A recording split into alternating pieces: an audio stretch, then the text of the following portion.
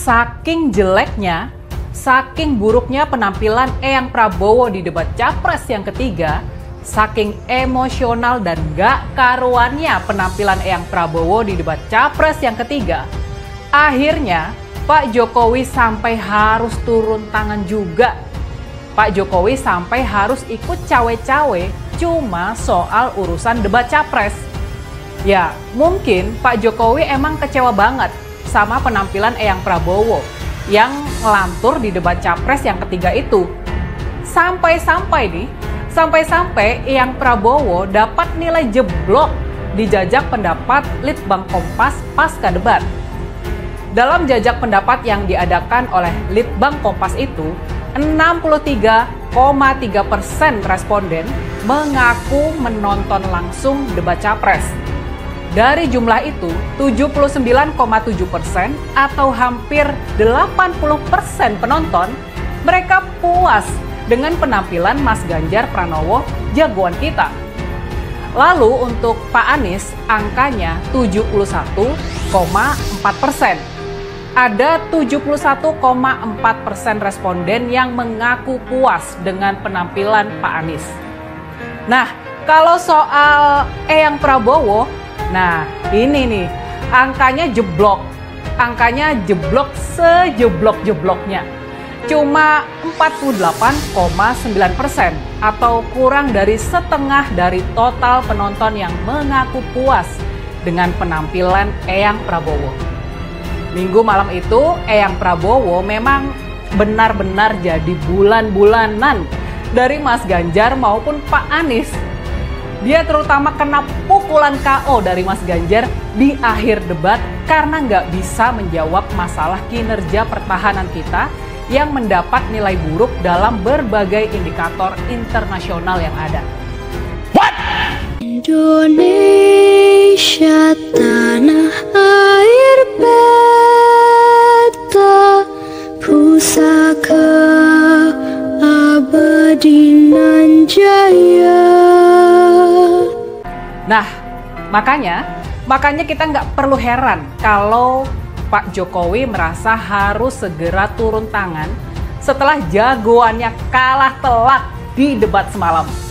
Pak Jokowi pun nggak bisa menahan diri buat nggak bersikap netral soal debat semalam. Ketemu lagi dengan saya, Rini Budoyo, di Hot Topic.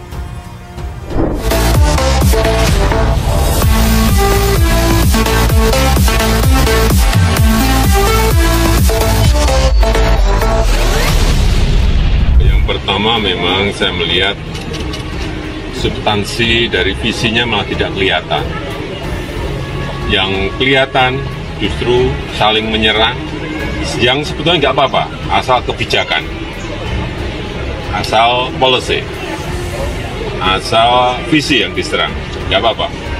Tapi kalau sudah menyerang personal, pribadi yang tidak ada hubungan dengan konteks debat tadi malam mengenai hubungan internasional, mengenai geopolitik, mengenai pertahanan dan lain-lainnya, saya kira kurang memberikan pendidikan, kurang mengedukasi masyarakat yang menonton. Saya kira akan banyak yang kecewa. Hanya selang sehari setelah debat, Pak Jokowi pun memberikan komentar yang nggak netral-netral saja soal debat Capres ketiga itu. Pak Jokowi bilang begini, yang pertama, saya memang melihat substansi dari visinya malah tidak kelihatan. Yang kelihatan justru saling menyerang, yang sebetulnya nggak apa-apa, asal soal kebijakan, asal soal polisi, asal visi ya nggak apa-apa. Terus Pak Jokowi nambahin begini, tapi kalau yang sudah menyerang personal, pribadi yang tidak ada hubungan dengan konteks debat tadi malam, mengenai apa hubungan internasional, mengenai geopolitik dan lain-lain, saya kira kurang memberikan pendidikan, kurang mengedukasi masyarakat yang menonton. Makanya menurut Presiden, kemungkinan bakal banyak orang yang kecewa sama jalannya debat Capres pada Minggu malam itu. Pak Jokowi pun minta supaya debat Pilpres selanjutnya diformat dengan lebih baik lagi.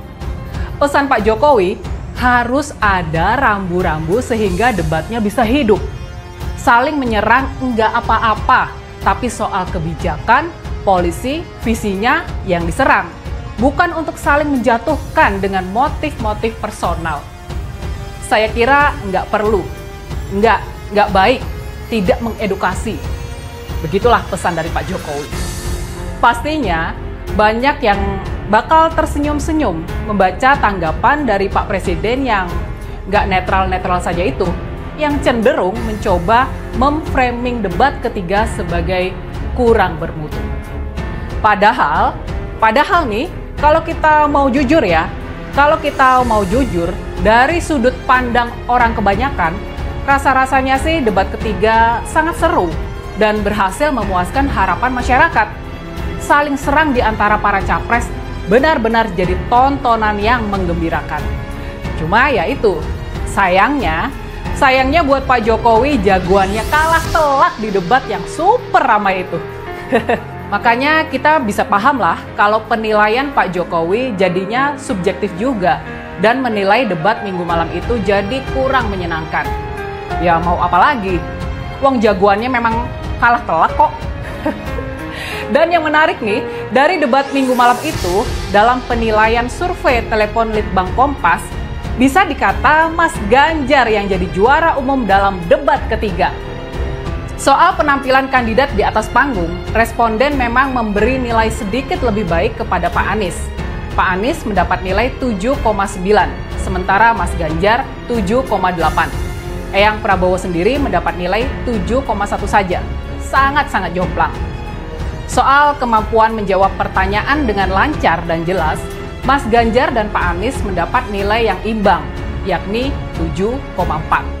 Sementara itu, Eyang Prabowo lagi-lagi ada di urutan buncit, cuma mendapat nilai 6,9 saja, di bawah nilai 7. Nah, untuk bagian yang terpenting dari debat ini, yakni penguasaan masalah, Mas Ganjar unggul jauh. Dia mendapat nilai 7,4 dari para responden. Sementara itu, nilai Pak Anies adalah 7,2. Dan Eyang Prabowo lagi-lagi nilainya jeblok, cuma 6,9 saja. Dan kalau di rata-rata, sudah pasti Mas Ganjar ada di urutan pertama dengan nilai tertinggi.